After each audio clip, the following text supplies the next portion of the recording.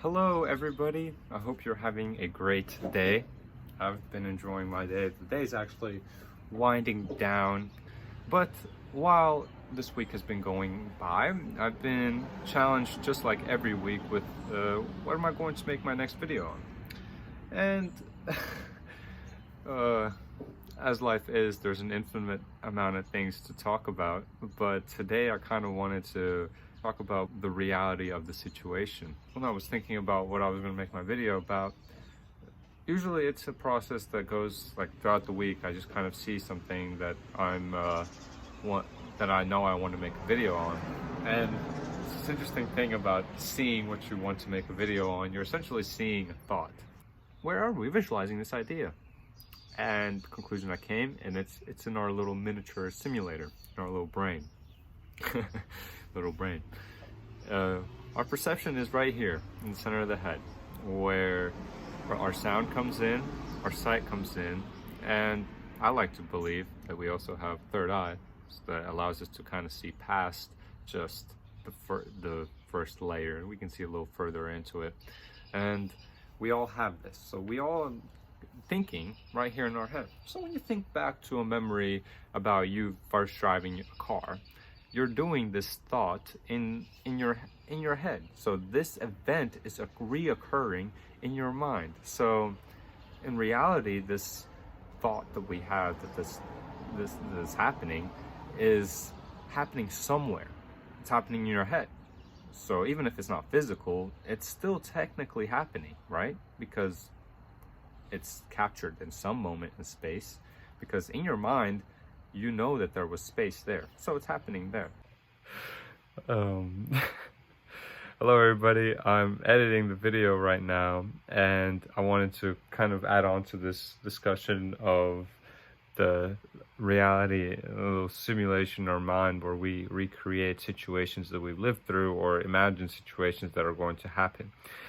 And basically I wanted to talk about, well, in our real world, we see these things happen. Like, you know, we have time, it happened at this time, past time, or we say that this is going to happen. We kind of add time, like at 6 o'clock, I have to be at work, or I have to go to school. You know, we kind of have created this thing called time.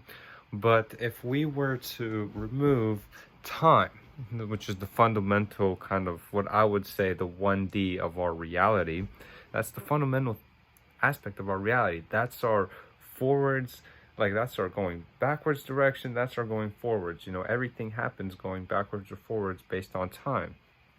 But if we were to remove this and time was indistinguishable, also what would be indistinguishable is whether or not an event happened. Because if you no longer can tell if that event happened in past time, or it will happen in the future time, or if it's happening right now, in reality it's all just now. So like a thought is indistinguishable from the reality of something actually happening.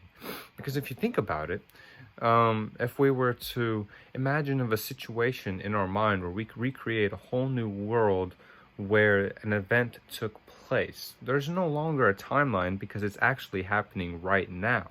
So it's almost like at any given moment we can create a whole new reality in our head where these things are happening, the things that we think about. And so when you ask, if you can ask this question, what differentiates the reality between the one in your head and the one that we are actually physically living? I guess the only difference would be that we are actually physically living the reality that we are in. But what makes one reality any less of a reality than the other one? Because they're both considered realities, right? And at the base of everything, if we just say that reality is the fundamental thing of anything, because for something to be real, it just simply has to be there, right? So we would say that this thought that we have in our head where we're replaying a situation, that's a real thought. And this thought is, with stripped away of time and space, it's still just as real as the events that we are living, except the events that we are living have added a few more kind of concepts that God or some kind of collective knowledge has created, where we have prescribed a physical restraint and a restraint in time. You know, there was some greater being or collective knowledge, God, whatever you believe, there was some being that created these little rules that we have to live by. But the rules that we are really constrained by is simply time and space. What I like to think is that we actually have inherited kind of this godlike ability where we can affect the reality with our mind. Because if we just kind of think of this collective knowledge, this consciousness, maybe God or whatever you call it, we are its creation. And you might be wondering to yourself, why are you doing this thing? Okay, or are you taking yourself out of the camera? Well, there is a reason why I'm doing it. I'm not going to tell you why, but just know that there is a reason. Anyway, I like to think that this collective thing that we come from, we inherit something from it. You know, we inherit things from things we come from. And one obvious thing that we just cannot shake is the ability to create things that we think of. You know, whether it's physically, we go out and we go do it, or we just make it in our mind, we just kind of draw up the sketch, or we type it out, or we draw it out, or something. We create the things that we think about. And so in this way, we have inherited the ability to create with our mind. And I also like to think that we have inherited this ability to affect the world around us with our mind, whether it's with our words, the things we say, or even just a general vibe that we go about living our lives. So if you go about always believing that you're unlucky, if you ask yourself right now, are you a lucky person? And if you tell yourself that generally you're unlucky, that's probably because you've always told yourself you're unlucky. Sorry, but like I've always told myself I'm lucky. And you wouldn't believe the things that I've been through. I've gotten lucky many times. But in the same way, the point of, I'm not just here to tell you you're an unlucky person, you suck. No, that's not the point. The point is that our words, our vibe, everything, our energy, everything about us, it's coming from somewhere, and we've inherited it because we didn't just create that. And that is powerful. It's a powerful thing that we ignore because we think this is outside this physical world. We think it's outside the constraints, so we think it's not valuable. But in fact, I would actually say that it's even more valuable than the constraints that we have, because in my experience, whenever you play around with this energy that you have been given, you can make real things happen in the constraints. If we were to take a real quick timeline right here, let's just say moving this way is backwards in time and saying moving this way is forwards in time. It might look different to you because you might intuitively think that this way is actually forwards and this way is actually backwards. But I'm telling you that from the perception that you should have right now is that this is forwards and this is backwards. Just know this is forwards in time, this is backwards in time. Okay. And if we also add another constraint, let's add another dimension to this, up and down. Let's just say that's space. So we got forwards in time and we got space. You can kind of stretch it out to see the bigger picture if you want it, and you can zoom out to see how big this line actually goes, like the entirety of time if you want to. And if we have these constraints, or we have now these two dimensions and we're three-dimensional beings, what is this depth, right? Oof, that's a hard thing to talk about. What is the depth, and what is even the fourth dimension?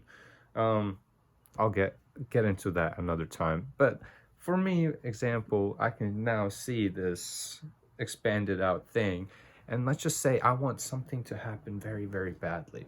What I would do is take everything inside of me that I know is coming, that is not just me, this physical me, that I know is coming from somewhere else.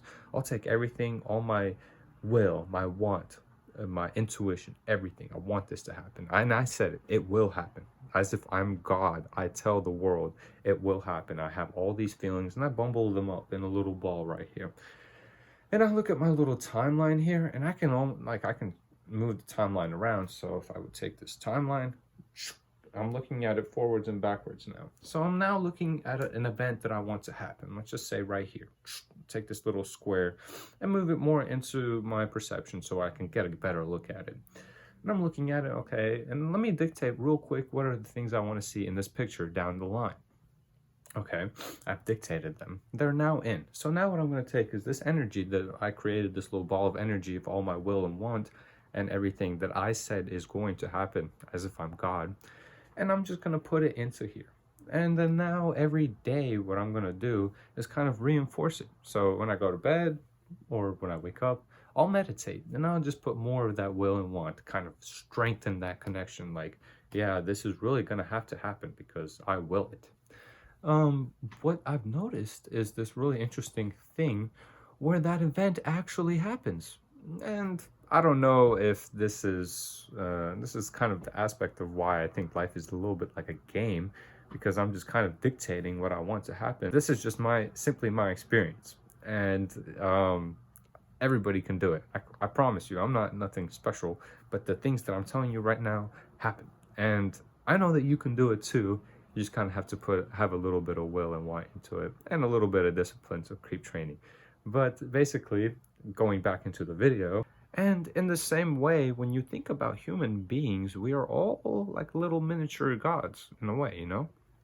We have a mind, and in our mind we have a little simulator, and in the simulator we can create new realities in which events happen with a constricted time and a constricted space. So because we create the space and we create the time in our mind. We believe it has to have space and it has to have time. But if we were to remove these basic constrictions, we would be left with, first of all, the removal of our 1D moving forwards and backwards in time. We'd also be eliminated having this space. But what will we have then? Because there still has to be truth. I mean, things can't only exist in space and time. Whoa, space and time. How do we get so lost? Well, when do we get to talking about this? And then, am I even getting to a point? Well, first of all, I want to thank you if you've watched this video so far. It's been a long one, and I hope it's been interesting, because the thing that I'm describing to you right now is actually without a point, believe it or not. It's almost hard for us to, well, in fact, it's impossible for us to try and grasp something without a point.